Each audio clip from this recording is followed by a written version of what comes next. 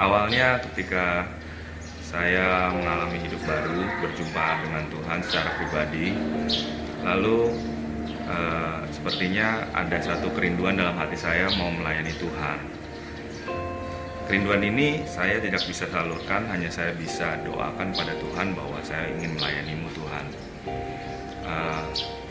Berbulan-bulan saya bergumul dalam doa, dan akhirnya Tuhan memberikan jawaban pada saya.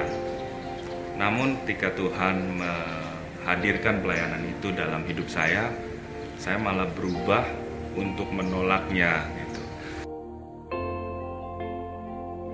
Karena saya merasa bahwa saya tidak mampu, saya tidak bisa, saya tidak layak untuk mengambil satu jabatan yang dipercayakan kepada saya.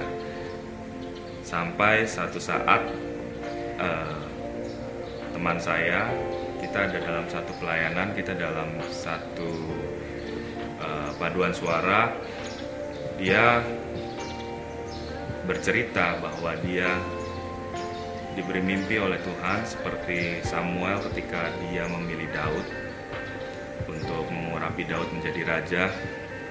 Seperti itulah, ketika itu dia dihadapkan dengan beberapa calon yang menurut pandangan dia cocok untuk posisi ini. Lalu sepertinya Tuhan pilih saya gitu. Saat itu saya mulai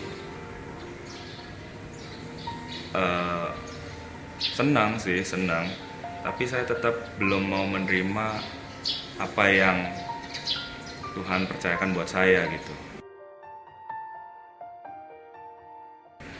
Hingga satu saat kami berada dalam satu retreat, satu tempat, ketika saya udah tahu mereka akan berdoa untuk saya supaya saya mau gitu. Tapi di situ saya sengaja telat-telat datang ketika mereka memulai persekutuan doa. Saya sengaja telat-telat datang, mereka berkumpul di satu tempat, dan saya pura-pura nggak ada di situ.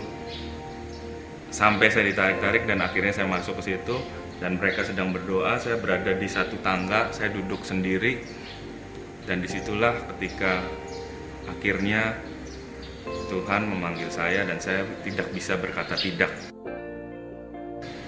Saya melihat satu pribadi yang luar biasa, dan dia nggak perlu ngomong apa-apa gitu. Dia nggak perlu bicara sesuatu, tapi saya sudah tahu bahwa Tuhan mau saya untuk melayani dia. Sejak saat itu saya mulai mengambil keputusan untuk melayani Tuhan, secara mengambil tanggung jawab untuk melayani Tuhan. Sehingga dengan berjalannya waktu, Tuhan juga yang kasih kemampuan pada saya untuk bisa memimpin dengan baik. Dan ada begitu banyak hal-hal yang Tuhan ajarkan dalam hidup saya, yang hal itu sangat berguna dalam kehidupan kita di luar gitu. Bukan hanya di dalam pelayanan, tapi kehidupan kita dalam berbisnis, dalam berusaha, dalam hubungan dengan masyarakat. Akhirnya saya kembali ke Cirebon dan saya bergabung dengan Komsel Josgen. Di dalam Komsel ini saya boleh merasakan sukacita.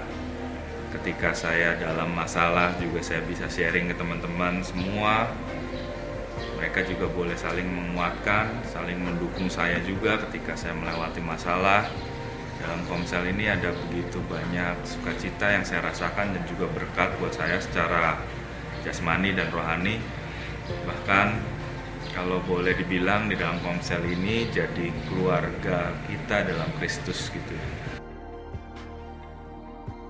Jadi saya menghimbau teman-teman semua sepelayanan mungkin atau jemaat yang belum gabung dengan Komsel juga untuk bisa ikut sama-sama bertumbuh dalam komunitas kita yang namanya Komsel. Jadi inti kesaksian saya adalah hidup kita akan berubah ketika kita berjumpa secara pribadi dengan Kristus. Lalu kita juga harus makin bertumbuh dan masuk dalam satu komunitas yang namanya Komsel, sehingga kita juga boleh saling menguatkan, kita makin bertumbuh dalam dia.